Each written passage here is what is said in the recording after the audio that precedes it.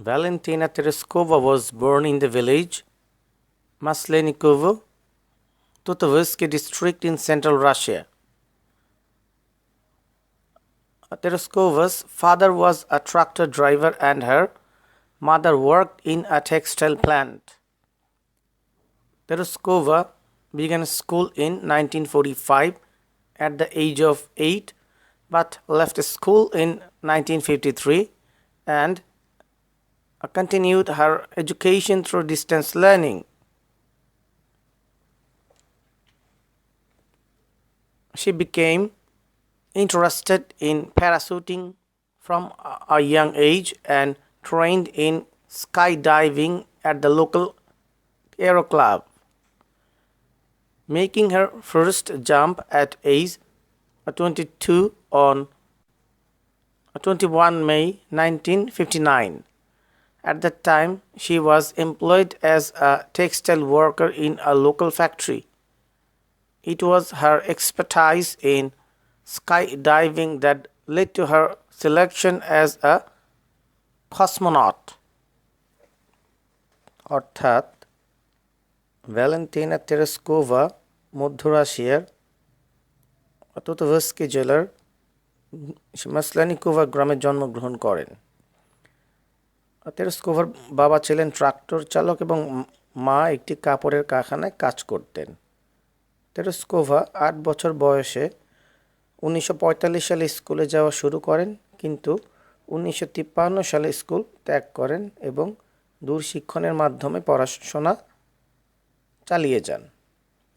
ছোটবেলা থেকে তিনি প্যারাশুটে চড়ার প্রতি খুব আগ্রহী হন এবং স্থানীয় এরো ক্লাব থেকে স্কাই ডাইভিংয়ে প্রশিক্ষণ লাভ করেন, যা তাকে 21 মে 1959 সালে 22 বছর বয়সে প্রথম লাফ দিতে সক্ষম করেছিলেন। সেই সময় তিনি স্থানীয় একটি কারখানায় বস্ত্র শ্রমিক হিসেবে নিযুক্ত ছিলেন। স্কাই ডাইভিংয়ে বিশেষজ্ঞতা তাকে নভোচারী হিসেবে নির্বাচনে সহযোগিতা করেছিল।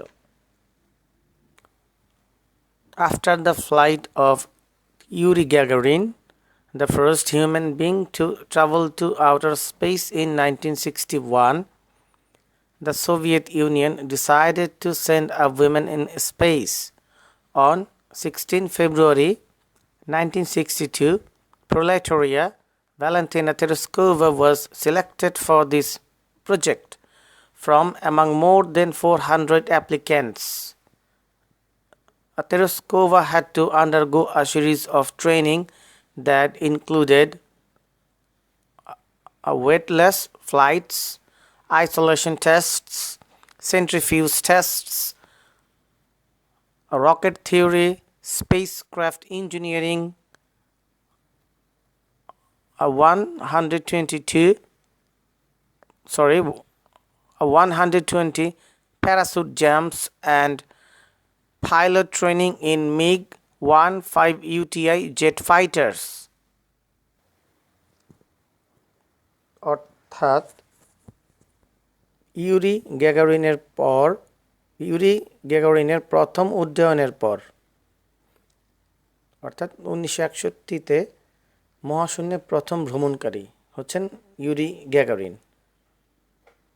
তাহলে ইউরি গ্যাগারিনের প্রথম উড্ডয়নের পর সোভিয়েত ইউনিয়ন মহাশূন্যে কোনো নারী প্রেরণের সিদ্ধান্ত নেয়। 1962 সালে প্রোলেটেরিয়া বলতে আমরা বুঝি শ্রমিক শ্রেণীর অন্তর্গত। তাহলে 1962 সালে প্রোলেটেরিয়া ভ্যালেন্টিনা তেরেস্কোভা 400 প্রার্থীর মধ্যে এই প্রকল্পে নির্বাচিত হয়েছিলেন।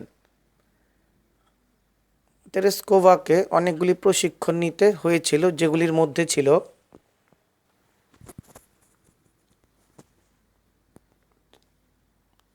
ওজনবিহীন উড্ডয়ন, এরপর নির্জনতার পরীক্ষা, তরল পদার্থে বস্তু কণিকাকে ঘূর্ণন গতির দ্বারা পরস্পর থেকে পৃথক করার পরীক্ষা, রকেট চালনার পরীক্ষা বা বিদ্যা, মহাকাশযান প্রকৌশল বিদ্যা, 120 বার প্যারাশুট থেকে উড্ডয়ন বা ঝাঁপ এবং মিগ 15 ইউটিআই জেট বিমান চালানোর প্রশিক্ষণ।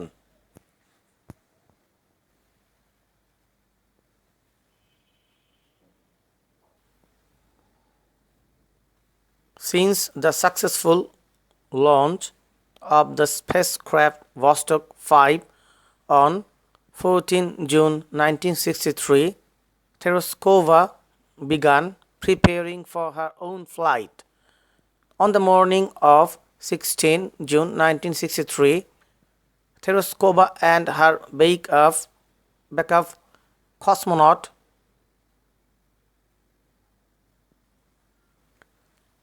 Solovyova were dressed in space suits and taken to the space shuttle launch pad by a bus.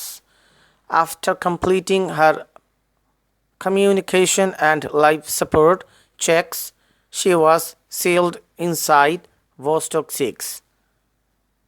Finishing a 2-hour countdown, Vostok 6 launched faultlessly. অর্থাৎ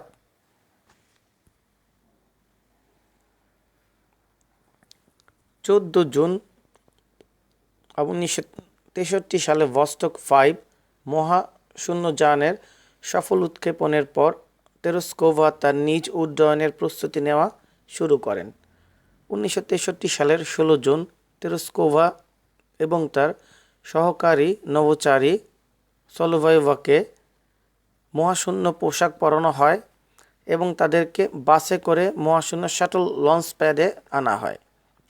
সকল যোগাযোগ শেষে এবং লাইফ সাপোর্ট পরীক্ষা শেষে তাকে ভস্টক 6-এ বায়ুরোধী করে আটকে দেয়া হয়। 2 ঘন্টা কাউন্টডাউন শেষে ভস্টক 6 ত্রুটিহীনভাবে উৎক্ষিপ্ত হয়।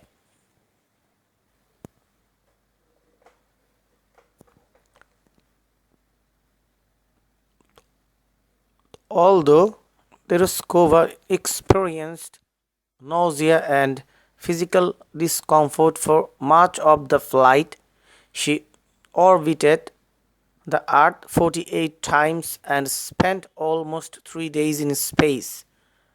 With a single flight, she logged more flight time than the combined times of all American astronauts who had flown before the date.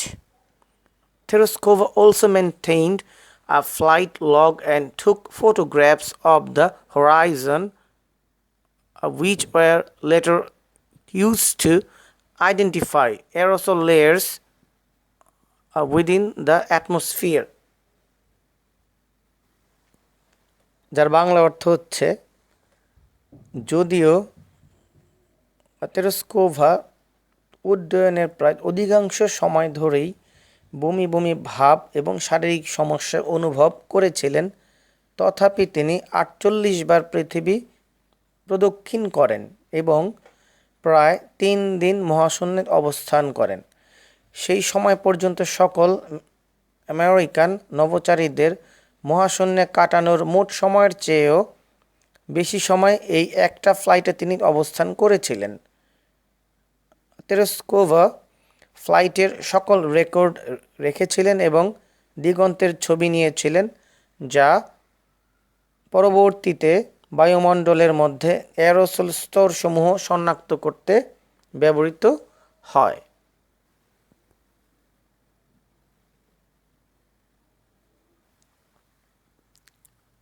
Vostok 6 was the final Vostok flight and was launched 2 days after Vostok 5, which carried Valery Vykovsky into a similar orbit for 5 days, landing 3 hours after Tereshkova.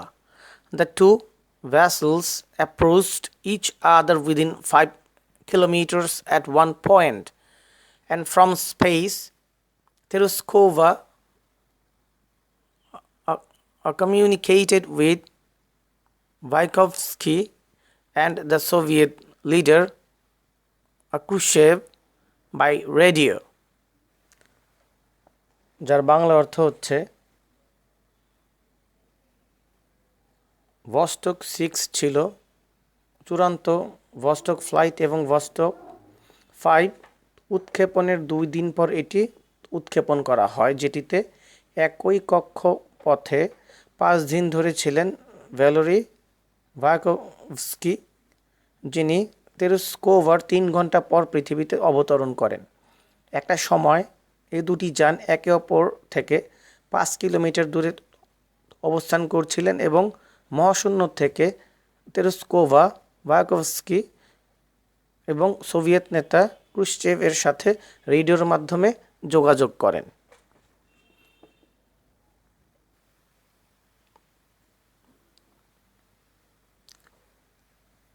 Much later in 1977, Tereshkova earned a doctorate in engineering from Zhukovsky Air Force Academy. Afterwards, she turned to politics. During the Soviet regime, she became one of the president members of the Supreme Soviet. Now, this living legend is a member in the lower house of the Russian legislature. 17th birthday, when she was invited by the Russian Prime Minister Vladimir Putin, she expressed her desire to fly to Mars, even if for a one-way trip. তারপর বিষয়টা ব্যাখ্যা করছি। অনেক পরে 1977 সালে Tereshkova জুকোভস্কি air force academy থেকে ইঞ্জিনিয়ারিংয়ের উপর ডক্টরেট ডিগ্রি অর্জন করেন। এরপর তিনি রাজনীতিতে যোগদান করেন।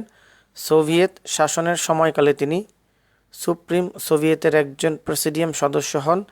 এখন এই জীবন্ত কিংবদন্তি রাশিয়ান পার্লামেন্টের নিম্নকক্ষের একজন সদস্য।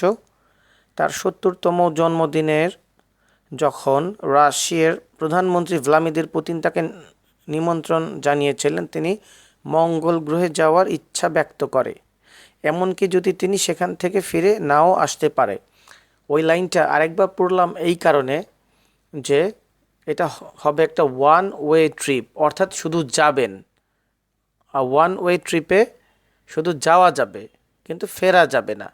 তার মানে আমরা প্রকৃতপক্ষেই একজন সাহসী বলবো না, দুঃসাহসী নারীর হিস্ট্রি সম্বন্ধে জানলাম। তার যে একজন সফল, তিনি যে একজন সফল নভোচারী এই বিষয়ে আর আমাদের কোনো সন্দেহের অবকাশ রইল না তার এই শেষ ইচ্ছার মাধ্যমে। এর জন্য এই লাইনটা আরেকবার পড়লাম যে ওয়ান ওয়ে ট্রিপ।